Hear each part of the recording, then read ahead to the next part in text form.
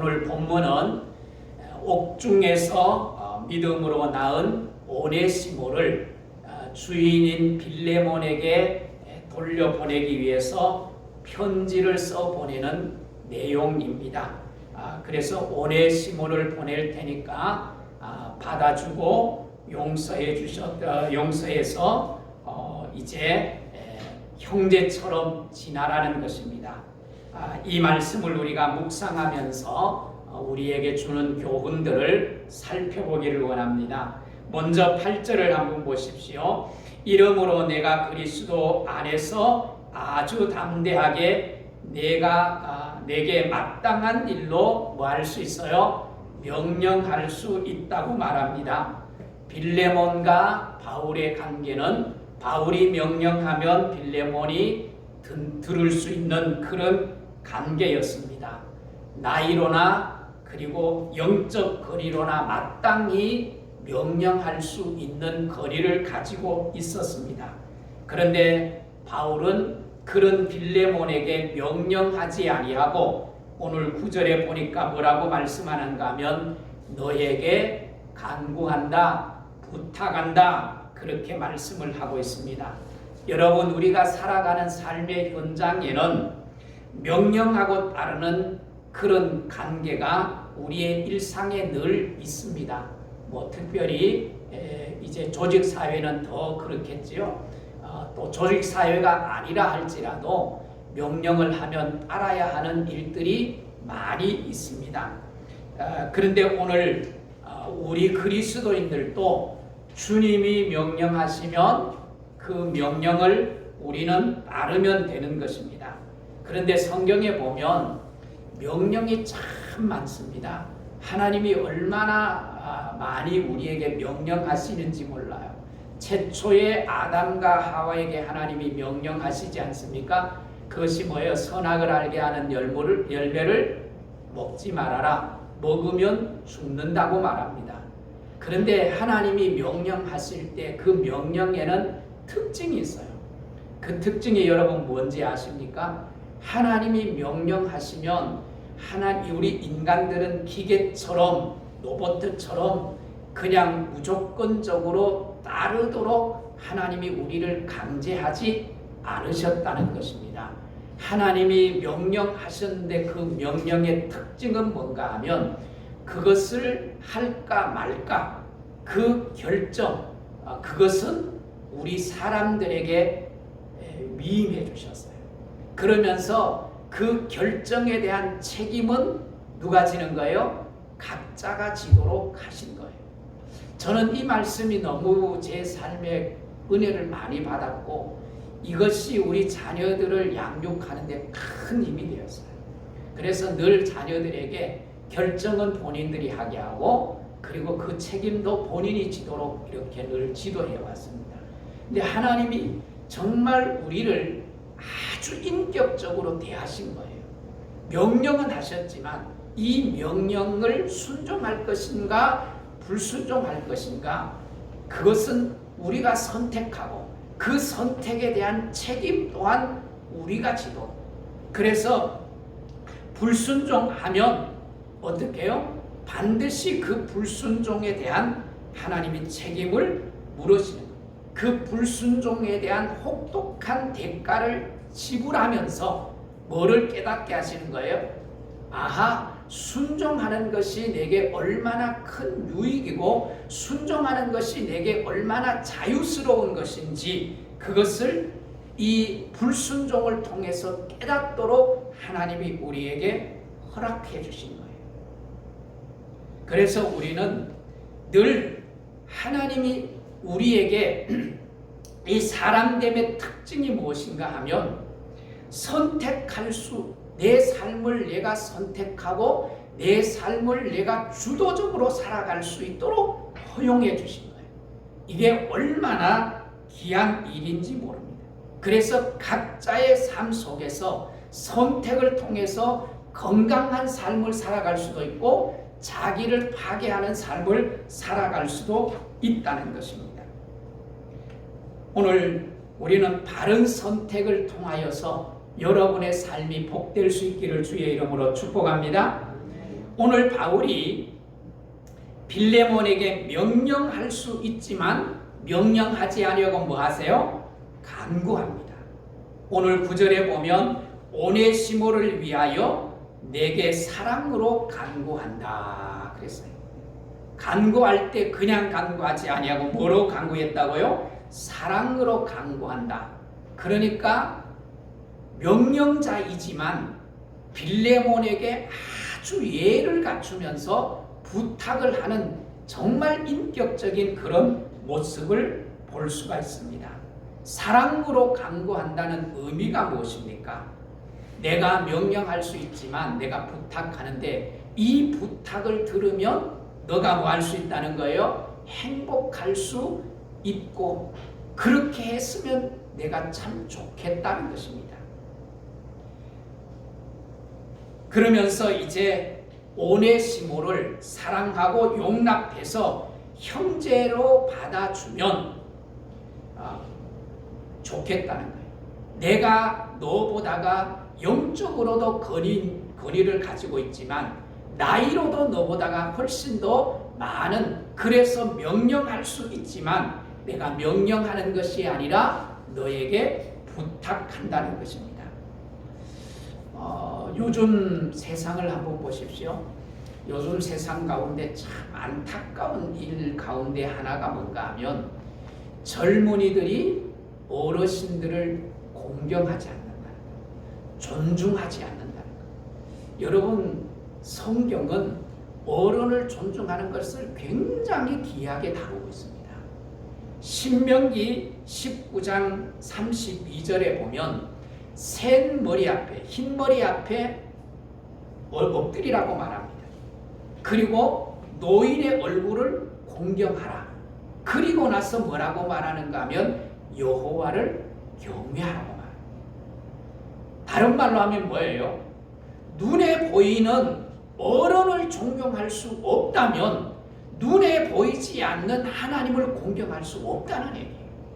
그래서 먼저 어른을 공경하고 존중해드리고 그리고 그 마음으로 하나님을 말하는 거예요. 경외하라는 거예요. 이게 성경이 우리에게 가르쳐주는 교훈입니다. 나이가 많든 아니면 역할로도 위에 있든 어떤 환경에 있든지 나보다가 어른일 때 그 어른을 존중하는 것은 매우 중요합니다. 하나님은 그것을 기뻐하십니다. 그런데 오늘 우리가 사는 세상은 그 질서가 자꾸만 무너지는 게 얼마나 안타까운지 모릅니다. 오늘 본문에 보면 나이 많은 바울이 빌레몬에게 명령할 수 있는 관계지만 예를 갖추어서 간구합니다. 부탁합니다. 더욱이 이 부탁은 바울의 필요를 채우기 위해서 부탁하는 것이 아니에요. 오네시모의 자유를 위해서, 오네시모를 위하여서 부탁을 하고 있는 것입니다. 이런 바울의 자세는 예수님을 닮은 거예요. 예수님을 닮은 거예요. 예수님이 이 땅에서 많은 사역들을 하셨는데 그 사역 가운데 하나가 뭔가 하면 간구하는 사역이에요. 요한복음 17장 전체는 예수님이 제자들을 위해서 간구하는 내용으로 가득 차 있습니다. 그뿐만 아니라 누가복음 23장에도 보면 예수님이 십자가상에서 간구하세요. 자기를 조롱하고 자기를 십자가에 못 박은 무리들을 향하여서 하나님, 저들은 저들이 하는 죄를 알지 못합니다. 그러면서 뭐예요? 그들을 용서해 줄 것을 하나님 앞에 간구하는 모습을 볼 수 있어요. 그뿐만 아니라 바울 역시도 로마서 8장에서 예수님은 지금도 살아계시고 살아계실 뿐만 어디 계세요? 하나님 우편에 앉아 계시면서 거기서 지금 뭐하고 계신다고요? 우리를 위하여 친히 간구하신다고 바울 사도가 말하고 있습니다. 이렇게 예수님은 간구하셨어요. 그리고 이 바울 사도는 예수님이 이 땅에 오신 사역 가운데 하나가 사람들을 위하여서, 제자들을 위하여서, 우리를 위하여서 간구하시는 일인데, 바울 역시도 그 예수님처럼 닮은 것, 예수님처럼 그런 태도를 취하고 그런 건강한, 예수님을 닮은 건강한 삶의 모습을 지니고 있다는 거예요. 이것은 우리에게 주는 교훈이 뭔가요? 우리 역시도 그러해야 한다는 것을 말씀해 주고 있는 거예요. 그런데 여러분, 왜 바울이 이렇게 간절하게 빌레몬에게 간구를 할까요? 오네시모가 어떤 자예요? 오늘 본문에 보십시오. 10절에 보면 오네시모는 갇힌 자 중에 뭐한 사람이라고요? 낳은 아들이라고 말합니다. 갇힌 자 중에 낳은 아들. 여러분, 바울이 왜 갇혔어요? 뭔가 잘못해서 갇힌 게 아니잖아요. 뭔가 잘못해서 갇힌 것이 아니라 자기의 전 생애를 다 드리면서 자기의 삶을 포기하면서 생명을 걸고 복음을 위하여 살았어요. 그 복음을 전하다가 어떻게 됩니까? 복음 때문에 갇힌 거예요. 내가 잘못해서 갇힌 게 아니에요. 그래서 바울은 갇힌 중에 하나님, 내가 잘못한 게 있습니까? 내 삶을 포기하고 하나님이 주신 명령, 복음을 위해서 내 삶을 드리는데 내가 이렇게 갇힐 수 있습니까? 그리고 원망하고 불평할 수 있지 않겠습니까? 그런데 바울은 그 갇힌 중에서도 갇히지 않아요. 그러면서 그 갇힌 중에서 누구를 낳는가 하면 오늘 말씀대로 오네시모를 낳습니다. 그를 낳았다, 그렇게 말합니다. 낳았다는 의미가 무엇입니까?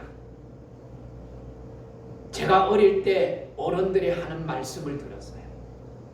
우리 인간이 겪는 고통 가운데 아프면 여러분 통증이 얼마나 큽니까? 우리 문건사님 이 3차 신경이 아주 심할 때는 뭐 바람만 스쳐도 아프셨다고 해요. 이번 주에 너무 더우니까 제가 어떻게 지냈는지 전화를 했더니 선풍기 안 튼대, 이 더운데. 왜? 3차 신경 또 할까? 통증이 얼마나 심한지. 근데 그런 통증 가운데 가장 심한 통증이 산후통이라고 합니다. 그런데 오늘 바울이 오네시모를 낳았다고 말합니다. 그 무슨 의미예요?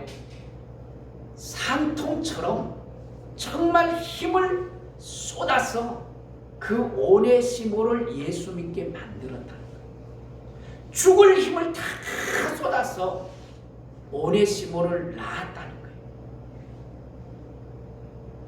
바울의 이런 태도는 오늘 본문에서만 나타나는 게 아니에요.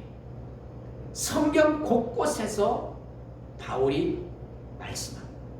오늘 우리가 읽었던 교동문에도 갇힌 중에라는 말이 나오잖아요.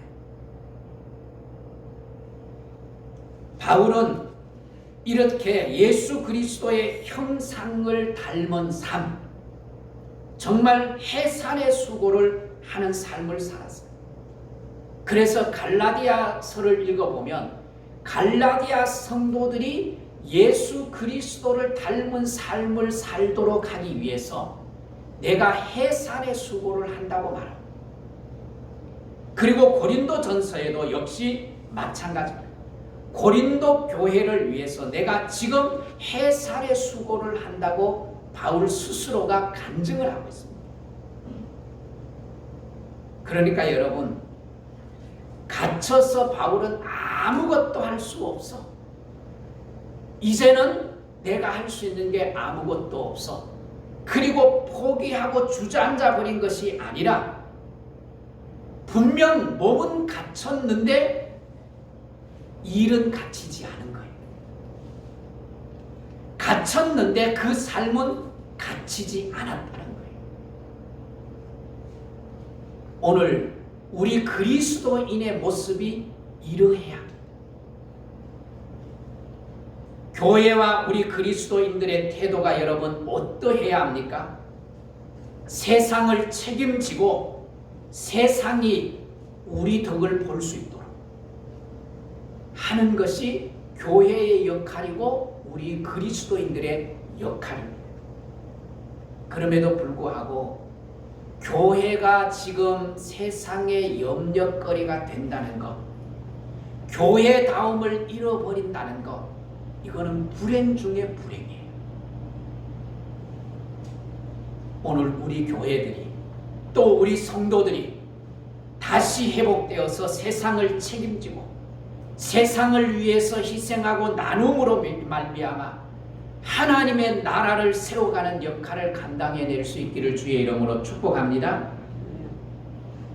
1890년 이 미국의 선교사 윌리엄 홀이라는 선교사가 있습니다. 그 아내는 노제타 선교사입니다. 이분이 의학을 공부하고 의사가 됐어요. 그리고 아내가 먼저 1년 전에 조선 땅에 들어와서 선교 활동을 합니다. 그리고 1년 후에 윌리엄 홀 선교사가 이 땅에 들어와서 이 땅에서 결혼식을 해요. 그리고 자녀를 낳았는데 그 자녀가 죽어요. 그리고 얼마 있지 않아서 35세의 젊은 나이에 윌리엄 홀 선교사가 장티푸스로 세상을 떠납니다. 그리고 뱃속에는 쇼홀드 이 선교사가 뱃속에 있는 거예요. 다시 미국으로 돌아가서 그 쇼홀드를 낳고 그 아이가 또 애를 이어서 의료 선교를 해요. 그렇게 의료 선교를 하면서 한국의 최초 여성 의사를 만들어내요. 길러내요. 그게 누군가 하면 김정동이라는 사람. 최초의 한국 여자 의사. 근데 이 여자 의사가 그 질병으로 죽습니다. 그것도 무엇 때문에 죽는가 하면 결핵으로 죽어요. 그래서 소홀드 이 부부가 김정동을 생각하면서 이 땅의 결핵을 퇴치하기 위해서 크리스마스 때 여기 빨간 3가지 열매 달지요? 그게 뭐죠? 크리스마스 씨입니다. 씨. 결핵 퇴치 운동을 펼치기 위해서 그 일을 한 거예요. 이렇게 우리나라 최초 초기 선교사님들, 교회 성도님들은 세상을 위해서 살았어요. 세상에 많은 영향력을 주었어요. 그래서 교회를 통해서 성도님들을 통해서 얼마나 많은 혜택을 입었는지 모릅니다. 의료 혜택, 교육 혜택, 문화 혜택, 이 모든 것이 교회를 통해서 그리스도를 통해서 그게 이루어졌던 거예요. 그래서 정말 교회 덕분에 세상은 얼마나 많은 혜택을 입었는지 모릅니다. 그리고 교회는 그런 세상을 책임지기 위해서 또 성도들은 그런 의식을 가지고 살았던 것입니다. 그것이 바로 교회의 역할이라는 거예요. 여러분, 참된 교회가 무엇입니까? 참된 교회는 여러분 교회가 커지고 예배당이 커지고 사람이 많아지는 것이 아닙니다. 참된 교회라는 것은 세상을 향해서 영향력을 끼치면서 세상이 교회의 덕을 보도록 만드는 것, 그것이 진정한 교회의 부흥이고 교회의 성장이에요. 여러분, 우리가 코로나19 때문에 얼마나 많은 것을 잃었는지 모릅니다.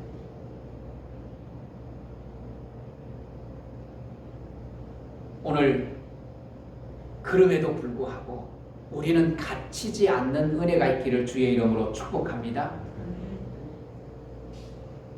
바울은 코로나19 정도가 아니었어요. 감옥에 갇혀서 내일 재판이 열려지고 내 목숨이 어떻게 될지를 모르는 상황이었어요. 두려움의 상황이었어요. 그런 상황 속에서 바울은 뭐 하고 있어요? 바울은 오네시모를 위하여서 해산의 수고를 하고 있는 거예요. 그리고 뭐예요? 빌레몬의 행복을 위해서 안에 갇혔지만 밖에 있는 빌레몬에게 편지를 보내면서 빌레몬이 어떻게 하면 건강한 삶을 살 수 있는지, 어떻게 하면 그리스도인의 삶을 살 수 있는지를 부탁하고 있는 거예요. 바울이 갇혔음에도 불구하고 오네시모를 낳았습니다. 우리는 작년 2월 달부터 코로나에 갇힌 것처럼 살아가고 있습니다. 아니, 갇혔어요. 지금은 4차 대유행으로 지금 19일째 1,500명이 넘는 확진자가 매일 나와요. 오늘 조금 떨어졌어요. 1,487명. 그런데 통계를 보니까 주말 통계, 토요일 통계로서는 제일 많은 수치래요. 정말 안타까운 상황 속에서 우리가 놓여 있고, 그 안타까운 상황 속에서 코로나에 갇힌 것처럼 살아요. 이 때문에 우리는 얼마나 많은 것들을 잃었는지 모릅니다. 마음대로 다니는 시간적인 제약을 받았죠. 경제적 손실을 입었죠. 많은 것을 잃었습니다. 그리고 많은 사람들이 답답해하고 많은 사람들이 우울증으로 고통을 당하고 있습니다. 그래서 코로나 블루라는 말이 생겼잖아요. 코로나, 그리고 이 코로나로 인하여서 오는 사회적 미축, 불안감, 또 이런 그 우울함, 이런 것이 합쳐진 것이 코로나 블루라는 말이잖아요. 실제로 많은 사람들이 이 답답함과 우울증에 많은 사람이 시달려요. 제가 상담을 하면서 대부분의 사람들이, 요 사이에 전화 오는 사람들이 뭐 밤 1시에도 오고 2시에도 오는데, 그 사람들이 너무 힘들다는 거예요. 우울증으로 너무 고통스럽다. 이렇게 우울이 사회적인 지금 문제가 되고 있는 거예요. 사람을 만나지도 못하지, 모이지도 못하고, 교회에 함께 와도 교제도 제대로 못하고, 식사도 함께 나눌 수 없어요.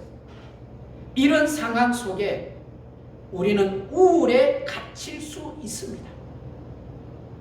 그러나 여러분, 이런 상황 속에서도 여러분 감사하고 찬양할 수 있는 그런 상태라면 내가 갇히지 않는 삶을 사는 거예요.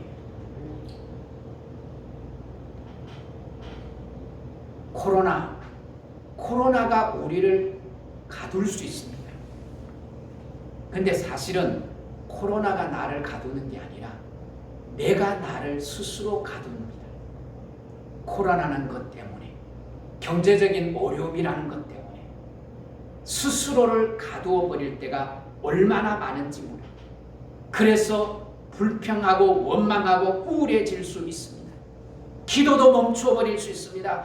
어느새 내 안에서 찬송도 감사도 잃어버렸습니다. 영적 위기가 우리 가운데 찾아올 수 있습니다. 실제로 많은 분들이 그런 위기 속에 있기도 합니다. 그러나 여러분, 코로나19에 갇히지 않는 은혜가 있기를 주의 이름으로 축복합니다. 바울은 코로나보다가 훨씬 더 위급한 상황인데도 바울은 갇히지 않았습니다. 하나님 앞에 원망할 수 있는 상황인데 그는 원망하지 않습니다. 그는 오히려 흔들림이 없습니다. 우리가 어쩌다가 내가 한번 좋은 일 해야지, 그리고 좋은 일 하러 가다가 자동차 접촉사고가 일어났어요. 그러면 하나님 왜 이러십니까? 내가 모처럼 만에 선한 일을 한번 하려고 하는데 이것까지 막으십니까? 그러면서 안 갈 수 있고 원망할 수 있잖아요. 바울은 다 바쳤어요. 다 드렸어요. 그런데 갇혔어요. 그런데도 원망하지 않습니다. 오히려 바울 안에는 감사가 충만했고 그리고 찬송이 충만했어요.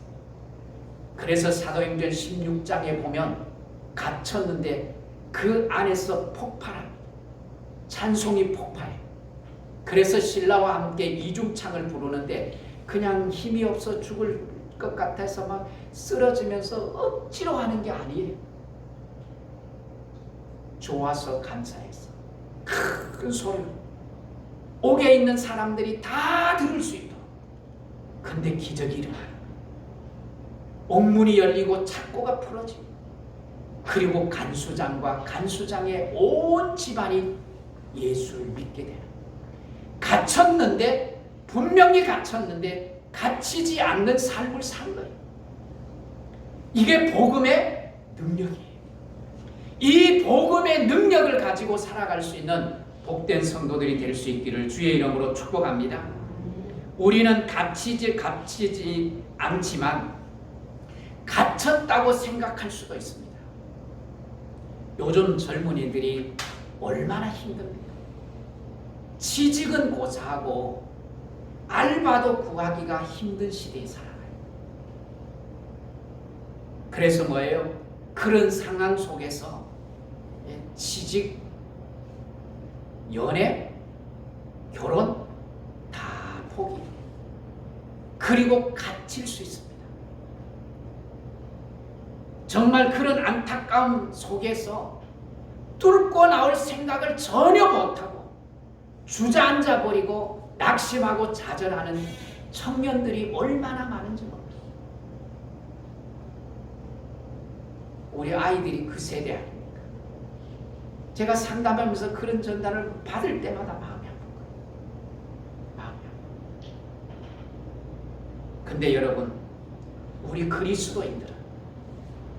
그리스도인들은 그런 상황 속에서 뛰어넘을 수 있는 힘이 있어야 되지 않겠어요? 그게 그리스도인들이 아니겠습니까?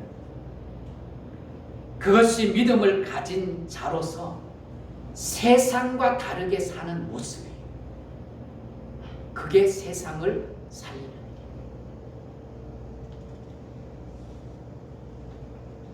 사랑하는 성도 여러분, 우리 스스로 갇힐 때가 얼마나 많습니까?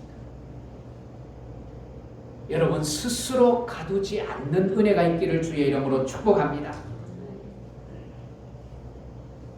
여러분, 우리 주위에 보면 어떤 사람들은 모든 사람이 그 사람을 보면 참 부럽다.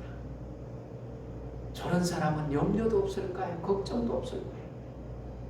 그런데 그런 사람하고 얘기를 하다가 보면 이래서 힘들고 저래서 힘들고 나는 너무 힘들어. 그러면서 갇혀있는 사람이 있어요. 그런데 어떤 사람은 저 사람 저렇게 힘드는데 어떻게 살까? 어떻게 살지? 이런 모든 사람들이 그런 눈으로 보는데 가만히 보니까 그 사람은 감사가 넘쳐, 웃음이 넘쳐, 기쁨이 넘쳐. 왜 그럴까요? 왜 그럴까요? 이것은 환경의 문제가 아니라는 거예요. 상황의 문제가 아니라는 거예요. 상황이 나를 가두는 것이 아니라 내가 나를 가둬버린다. 그리고 주저앉아 버린다.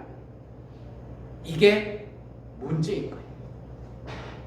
바울은 감옥에 갇혔지만 감옥 속에서도 감격으로 기쁨으로 찬송하는 그런 생명력을 지닌 사람이었어요. 여러분, 우리가 평소에 하나님 앞에 기도하고 하나님 앞에 예배하고 하나님의 말씀을 읽으면서 늘 묵상해야 될 이유가 어디에 있어요? 하나님 앞에 예배하고 기도하고 묵상하는 이유는 그것을 통해서 평상시에 내 안에 영적 생명을 키우는 거예요. 영적인 힘을 내 안에 저장하는 거예요. 그렇게 저장해 두면 내가 생각지 않는 때에 어려움이 닥쳐오고 환난이 닥쳐왔어. 그런데 그 어려움과 환난이 닥쳐왔을 때에 내 안에 저장되었던 영적 생명력이 내 안에서 활성화되는 거예요. 그렇게 활성화되면서 그 생명력으로 그 환경을 뚫고 나가는 거예요. 인내하면서 이기는 거예요. 그게 그리스도입니다. 그래서 여러분, 영적으로 편안할 때도 우리는 하나님 앞에서 내 영적인 것을 쌓아야 돼요. 세상의 실력도 마찬가지죠. 평상시에 내가 실력을 쌓아 놓을 때 미기 속에서 그 실력이 발휘가 되는 거예요.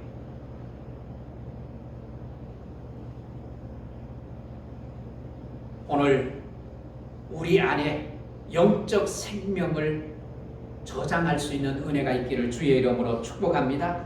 이게 영적 건강성이에요. 창세기에 요셉이 나오잖아요. 요셉을 한번 보십시오. 요셉은 종으로 팔려갔는데 묶이지 않았어요. 종으로 팔려갔는데 그는 종이 아니었어요. 보디발의 집에서 종으로 살지만 하나님의 주시는 능동성을 가지고 창의력을 가지고 그리고 뭐예요? 그 안에 주는 아이디어를 가지고 적극적으로 사는 거예요. 아니, 보디발이 보니까 저런 놈 같으면 내가 모든 것을 맡겨도 염려할 것이 없겠다. 그리고 모든 것을 맡기고 가정 총무로 세우잖아요. 억울하게 감옥에 갔어요. 그럴 때도 그는 거기에서 주저앉아 버리지 않아요. 묶이지 않아요. 오히려 정말 역동적인 신앙의 상태를 유지합니다. 간수장이 봤을 때 제 저놈에게 내가 모든 것 맡기면 내가 이 일을 점검하지 않아도 되겠다. 내가 정말 내 마음이 편하겠다. 그리고 요셉에게 다 맡깁니다. 그는 요셉에게 기회가 온 거예요. 옥에서 나가서 이제는 뭐합니까? 온 이스라엘 나라를 치리하는 치리자가 그런 모습이 뭐예요? 묶였지만 묶이지 않는 거예요. 갇혔지만 갇히지 않는 삶이에요. 결국 요셉은 세상을 지배하는 그런 자리로 나아가게 된 거예요. 여러분, 한번 따라 하십시다. 복음은 우리를 가두지 않습니다. 복음은 우리를 가두지 않습니다. 또 갇혀 있는 것을 복음은 원치 않습니다. 주님은 죽음에 묶였어요. 죽음에 묶였지만 묶이지 않으셨어요. 부활하셨어요. 오늘 그래서 우리는 감사할 수 없고 감사할 만한 환경도 아닐 뿐만 아니라 감사해야 할 감사의 일도 없어요. 그리고 정말 코로나 시대에 매출도 줄어요. 예?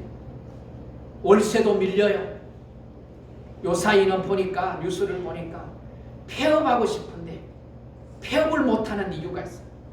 폐업하는 경비가 더 많이 드니까 어쩔 수 없이 폐업도 못하고 버티고 있어요.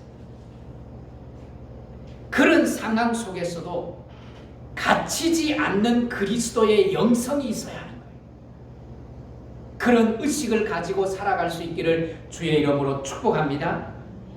그것을 주님이 우리에게 요구하고 계시고, 오늘 본문에 사도 바울을 통해서 그것을 우리에게 보여주고 있는 거예요.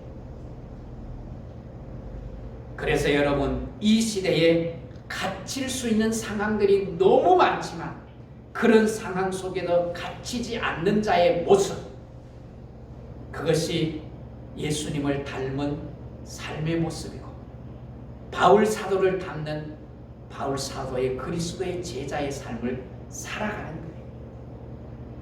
오늘 그렇게 삶으로 말미암아 내가 하나님 앞에서 건강하게 살고 세상을 위하여서 기도함으로 말미암아 세상을 치유하는 그런 건강한 그리스도인으로 살아가는 그런 복된 축복의 삶을 살아가는 성도들이 되기를 주의 이름으로 축복합니다.